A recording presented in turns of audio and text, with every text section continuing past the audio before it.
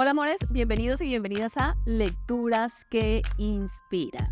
Seguimos con la lectura del libro Curación a través de un curso de milagros de Enrique Corbera. Ya sabes, si quieres apoyar estas lecturas, te invito a que entres en los enlaces que tienes en la descripción, te unas al club de lectura y conozcas todas las actividades que desarrollamos en la Escuela de Amor Propio. Y bueno, vámonos con la lectura de hoy. El tema es los ídolos de la enfermedad. Nada externo a ti puede hacerte temer o amar, porque no hay nada externo a ti.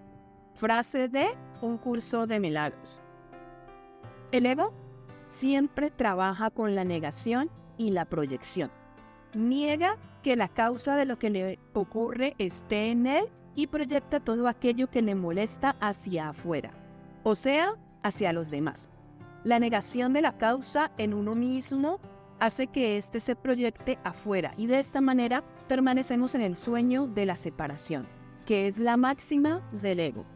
De ello deriva un profundo victimismo. Debo protegerme de algo externo, debo protegerme de lo que alguien me puede hacer. Este estrés permanente, ocasionado por la vigilancia del exterior, por el temor de lo que aparentemente me puede suceder por causas ajenas a mi voluntad, produce un desequilibrio emocional. El miedo reina y campa a sus anchas. El ego identifica estas causas externas a él y proclama que hay que defenderse de ellas o mitigar sus influencias. El ego cree firmemente en el tiempo. Esta creencia le permite vivir en una ansiedad continua producida por el deseo de controlarlo. El tiempo puede ser muy oprimente y la creencia en la falta de este nos pone literalmente enfermas. Pero todos hemos experimentado que el tiempo es mental. ¿A quién no se le ha hecho un minuto como una hora y una hora como un minuto? ¿Quién no ha soñado y ha creído que el sueño duraba unas horas cuando en realidad había pasado unos escasos minutos?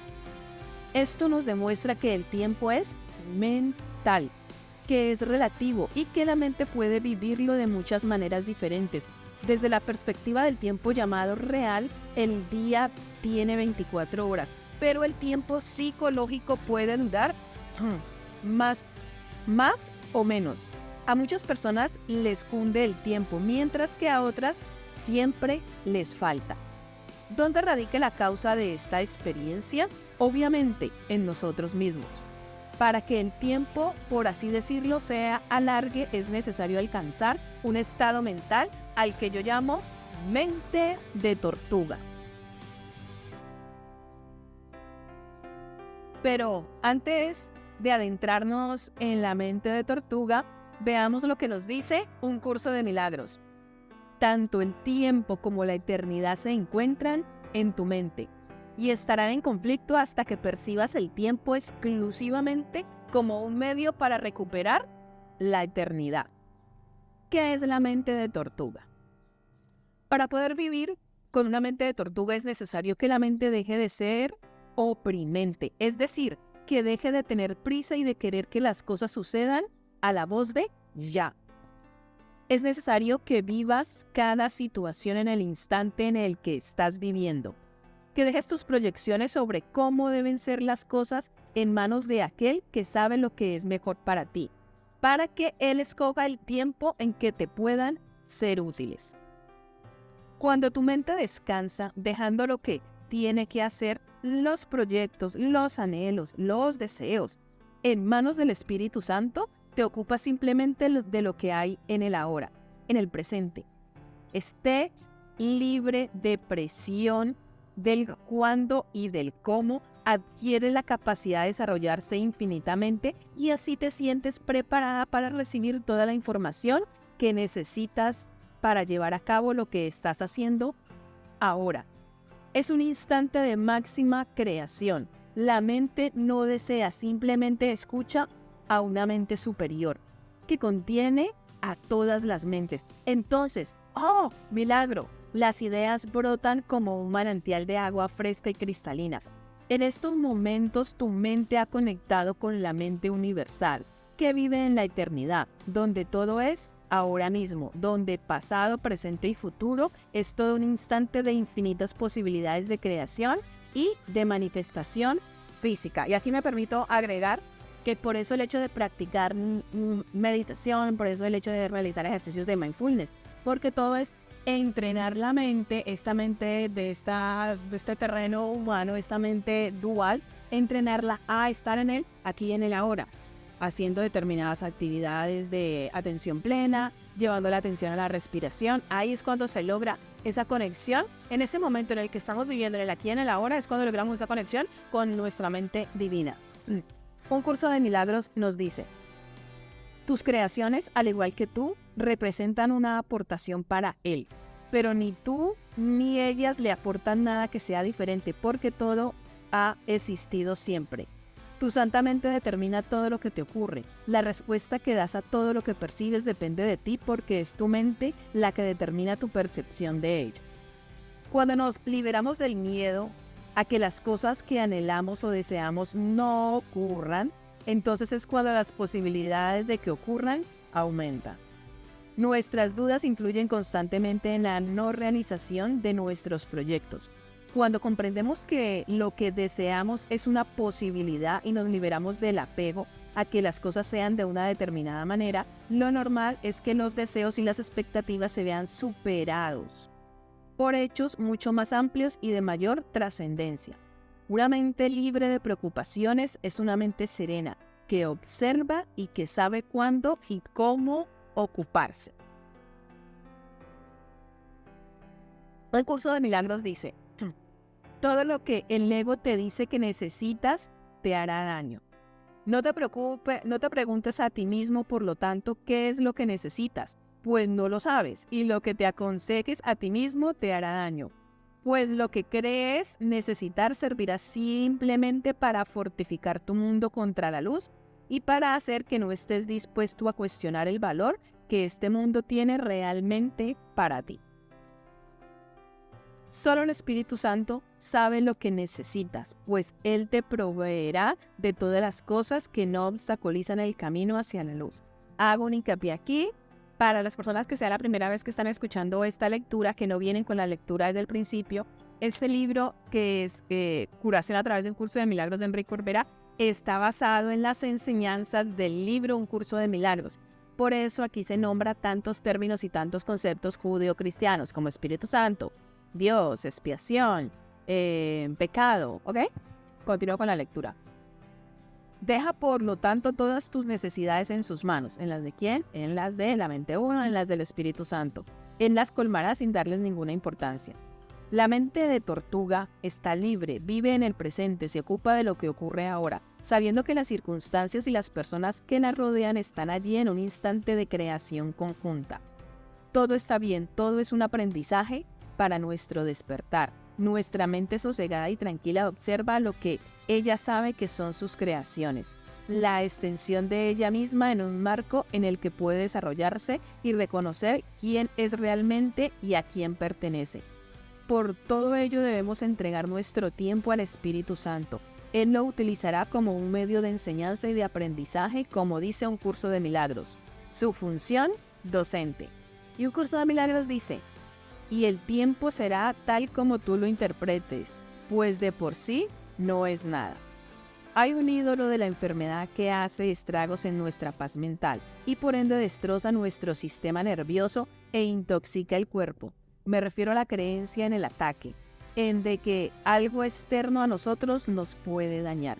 Solamente la creencia en la separación puede dar lugar a la creencia en el ataque. Pensamos que son otros los que nos hacen daño. Pensamos que son circunstancias ajenas a nuestra voluntad las que nos molestan. No somos conscientes de que los que entregamos nuestro poder a los demás somos nosotros, al sentirnos separados de ellos. Necesitamos ídolos que nos protejan y estos nos hacen más que reforzar la creencia en la separación. Si fuéramos conscientes de quiénes somos en cada instante, no los necesitaríamos. Muchas veces proyectamos en los demás el odio y el desprecio que nos tenemos. Creemos que de esta manera nos liberamos. Hacemos juicios constantes contra aquellos que parecen ser diferentes a nosotros. Utilizamos nuestro cuerpo como baremo de comparación y ello nos lleva a sentirnos diferentes. Nos desvalorizamos y el ego consigue que perdamos lo que tanto anhelamos: la paz interior.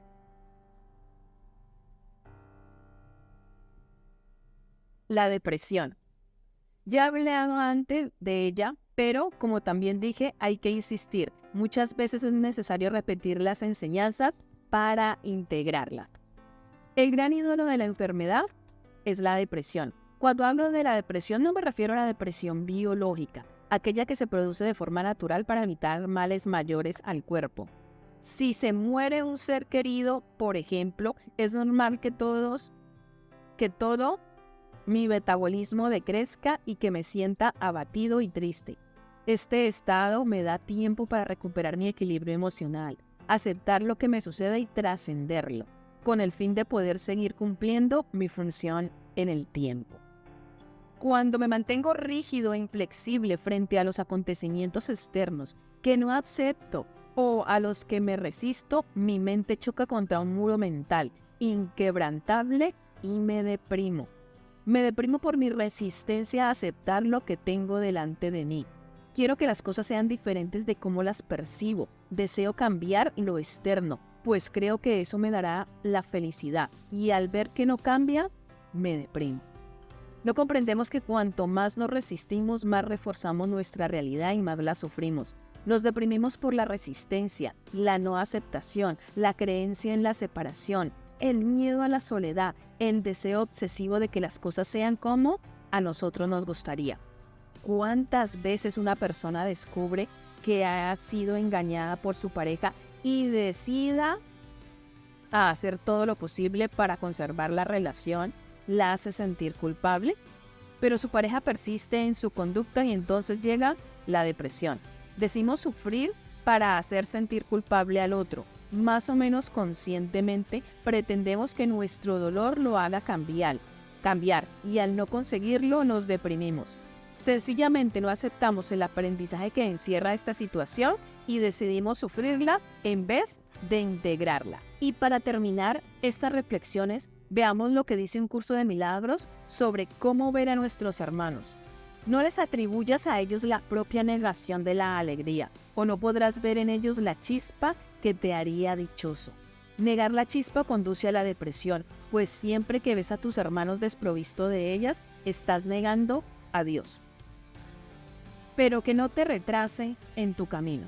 La Biblia dice que si un hermano te pide que camines con él 1 milla, que le acompañes 2. Ciertamente no sugiere que le retrases en su viaje.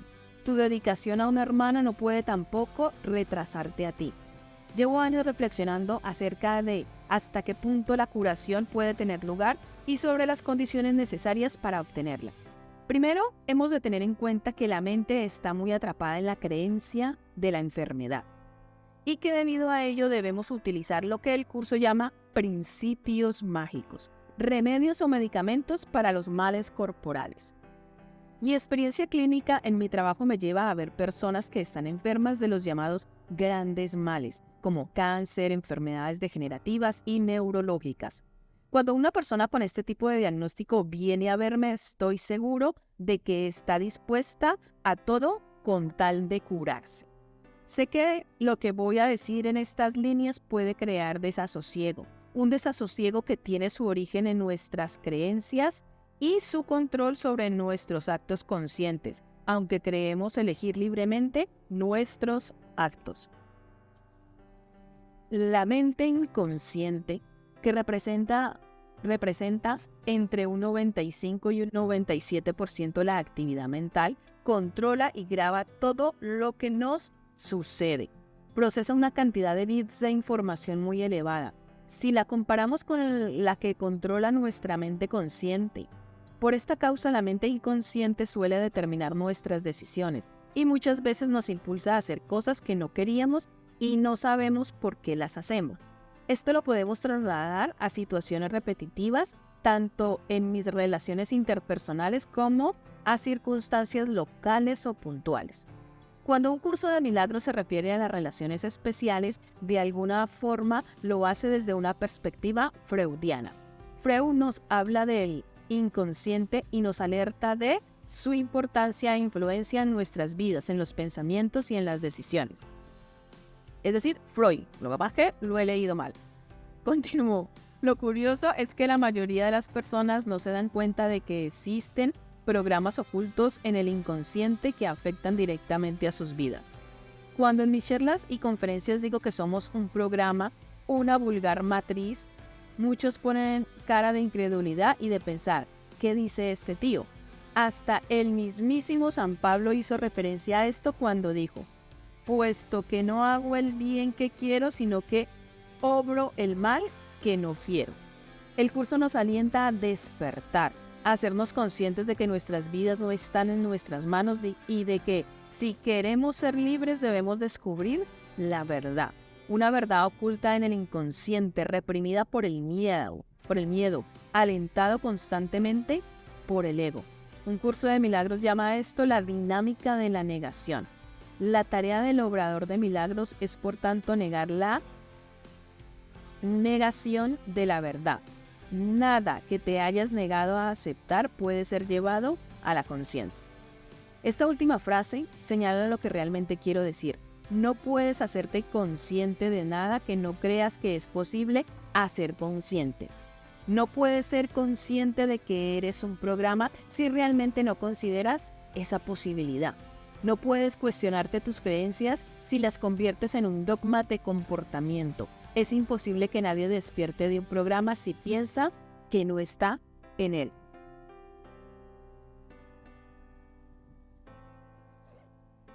Cuando le digo a un paciente, mira, esto que te ocurre es este comportamiento adictivo, esta sensación de vacío, no es tuyo.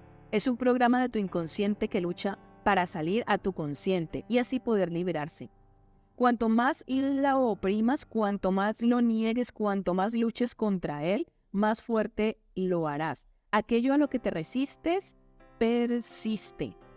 Lo primero que debes hacer es integrar todo este desasosiego, ver qué se oculta detrás de este comportamiento de adicción, de este síntoma físico tan molesto y de esta enfermedad que puede destruir tu cuerpo.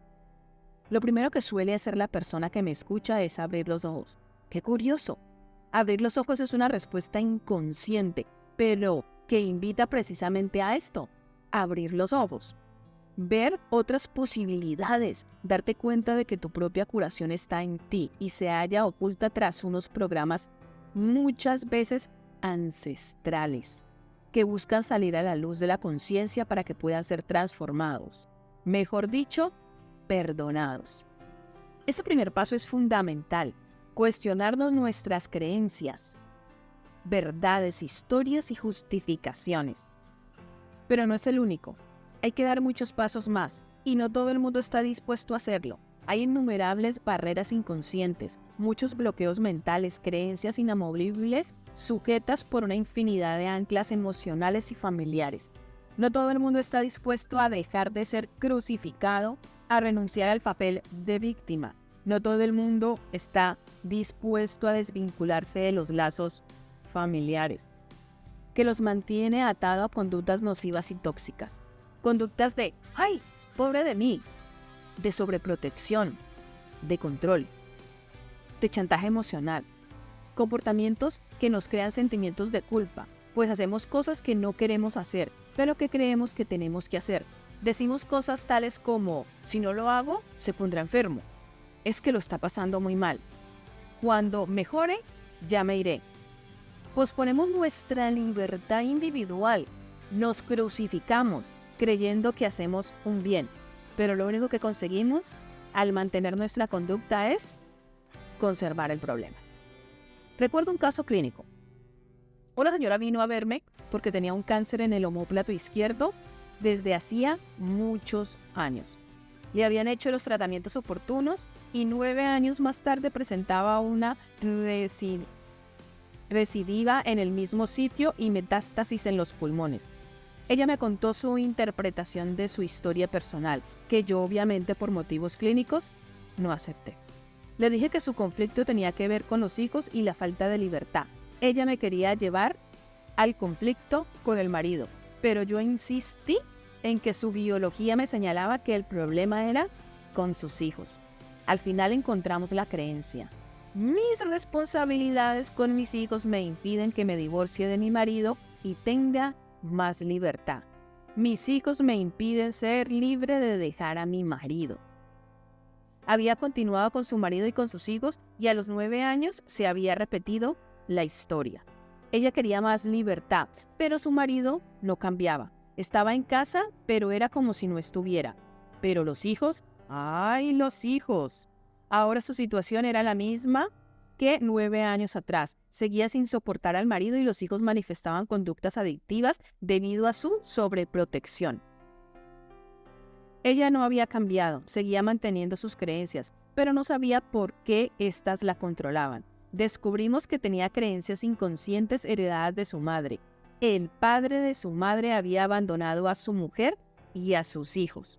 Era como si la madre le susurrara al oído: haz todo lo posible para que tus hijos no se queden sin padre. En esto consiste el cambio tan pregonado. El camino de elegir con tu corazón, la comprensión de que tú no puedes ayudar a nadie salvo a ti misma. Nuestras conductas están fuertemente ancladas a creencias ancestrales, en comportamientos de negación de uno mismo, en un falso concepto de egoísmo. Hacemos cosas que no queremos hacer, vamos donde no queremos ir, con una actitud de sacrificio, que lo único que esconde es miedo. Miedo a no ser aceptado, al que dirán, miedo a la culpa. En definitiva, miedo, miedo y miedo.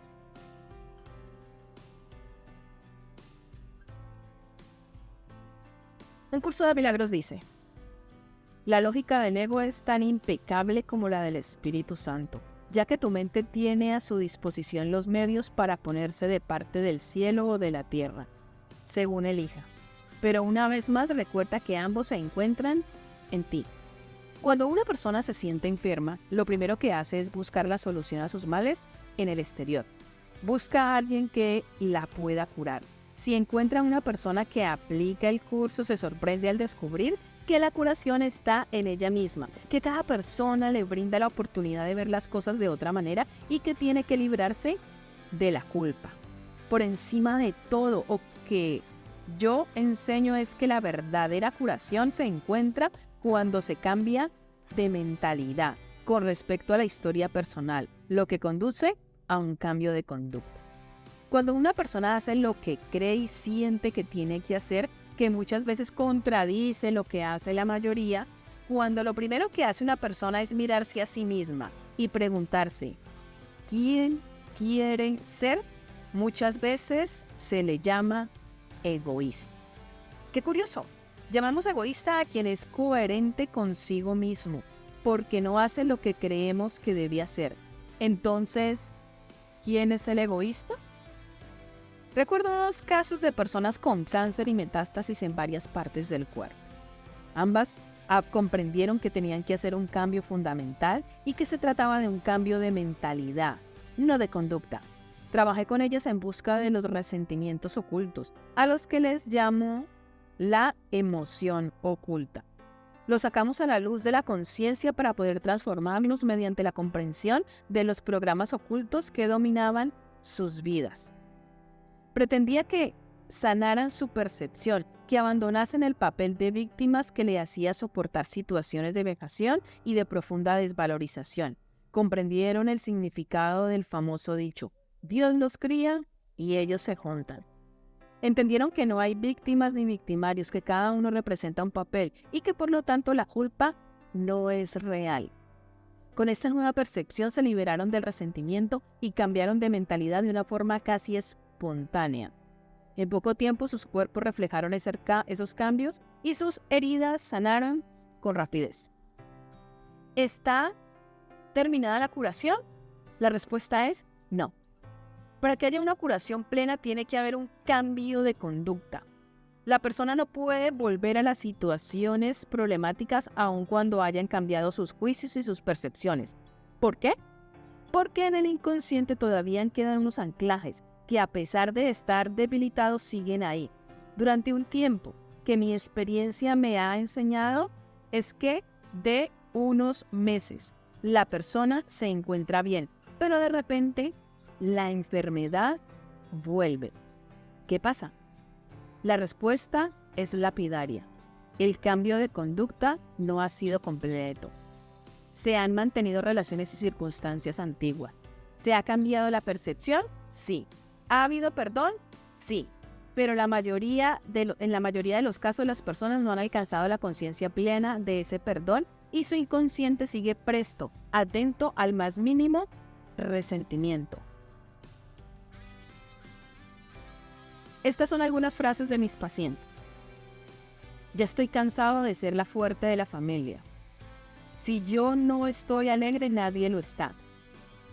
Me aíslo de mi entorno familiar. Como vemos, estas personas siguen vigilantes, aún piensan que si actúan según les dictan sus corazones, pueden molestar a los demás. Y si estos están enfermos, aún sienten un pequeño rescoldo de culpa. Entonces aguantan allí, esperando inconscientemente que los demás cambien. Como esto no sucede, continúan resistiendo, sonriendo frente al mismo problema. Más mitigado, eso sí, pero al fin y al cabo, el mismo. No están haciendo el cambio fundamental que consiste en vivir su propia vida al margen de los demás.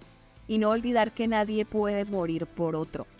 Los lazos familiares, las creencias limitantes, los miedos inconscientes que nos permiten ser libres de verdad, vivir con auténtica coherencia, pues nos atan a conductas nocivas, pero hay que dar ese paso para ingresar en otro estado y dejar que el cuerpo muera.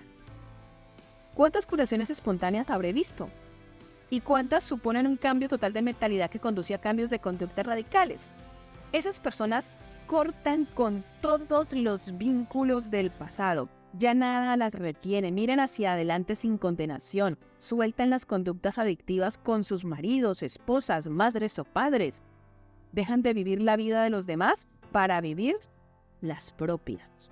Dejan de querer que los demás cambien y sobre todo ya no justifican ninguna conducta de los demás con respecto a ellas. Libres de todo resentimiento, libres de deudas, libres de "ay, que no les quiero hacer daño", en definitiva, libres de su pasado. Hay que ser muy valiente para mirar el presente sin condenación. Se tienen que tener una mente libre de juicios y cuando aparece uno, mandarlo a espiar a través del Espíritu Santo. Cuando lo logro, ya no hay nadie que retrase mi camino y tampoco yo retraso a los demás con mi falsa compasión ni mi ignorancia acerca de cómo yo debo ayudar. Por eso, una persona que se ha curado de una enfermedad, como por ejemplo el cáncer, debe estar muy alerta para no repetir conductas, para evitar situaciones o personas que a su inconsciente le recuerden momentos de peligro. A nadie se le ocurriría enviar a un exalcohólico a tomarse un café con leche en un bar. En ese ambiente hay demasiados anclajes. A nadie se le ocurriría mandar a una mujer violada a cenar con su violador a pesar de haber comprendido y perdonado la situación que vivió. Hay anclajes que provienen de cuando se estaba en el útero materno. En el caso, por ejemplo, de la persona cuya madre, por las circunstancias que fuera, no deseaba traerla al mundo, le molestaba quedarse embarazada. Es más, por su mente tal vez pasó el deseo de abortar. Entonces la persona nace con un vacío interior, con una carencia fundamental de cariño y de amor. Busca insensatamente que su madre la quiera, aunque es casi seguro que ella la ha cuidado, la ha alimentado y ahora mismo daría su vida por ella. Pero hay un condicionante muy fuerte de desamor y la persona vive una relación adictiva con su madre. Se encuentra embarcada en una búsqueda permanente de resentimiento y eso la enferma. Es algo compulsivo y irracional. Debe poner a la luz de la conciencia este programa, perdonarlo, soltarlo y aceptar que su madre no la quiso. Así se libera y la libera de toda culpabilidad. Entonces puede proseguir su camino sin apegos. Es libre de estar con ella o de desaparecer de su vida. Ahora, cuando esté con ella, no será por obligación o por pena, sino porque quiere estar. Y si no le apetece, pues lo acepta y se queda en paz. Y así terminamos la lectura del día de hoy. Si te ha gustado, si tienes un comentario, déjalo por favor aquí abajo. Si sientes que esta lectura le podría inspirar, podría llevarle luz a otras personas, compártele esta lectura. Y ya sabes, si quieres apoyar este proyecto, pues te invito a que te unas al club de lectura y a que conozcas todos los retos, entrenamientos y cuadernos que desarrollo en la Escuela de Amor Propio. En la descripción tienes todos los enlaces. Y además también, ya por último, te invito a que te unas al canal de Lecturas que Inspiran. Es un canal por WhatsApp, que también tienes el enlace acá abajo. Y en este canal, cada vez que suba una lectura nueva, lo comparto por allí, así que siempre estarás informada súper rápido de cada nueva lectura. Que tengas un feliz instante presente, te leo en los comentarios y ya está. Hasta la próxima lectura.